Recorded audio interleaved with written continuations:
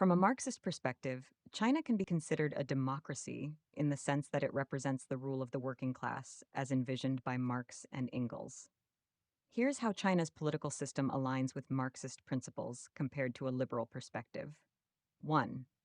Class struggle and dictatorship of the proletariat. Marxism views society as being divided into classes, with the proletariat, working class, eventually overthrowing the bourgeoisie, capitalist class, to establish a dictatorship of the proletariat. In China, the Communist Party, which represents the interests of the working class, holds political power. From a Marxist perspective, this can be seen as a form of democracy because it represents the rule of the proletariat. 2. Collective ownership of the means of production. Marxism advocates for the collective ownership of the means of production by the working class. In China, while there has been significant economic reform and opening up to market forces, the state still retains control over key sectors of the economy, and the government maintains significant influence over economic decision making. This aligns with the Marxist principle of collective ownership. The 3. Control by the party of the working class. In Marxism, the political system is expected to be controlled by the party representing the interests of the working class. In China, the Communist Party dominates the political landscape and claims to represent the interests of the working class.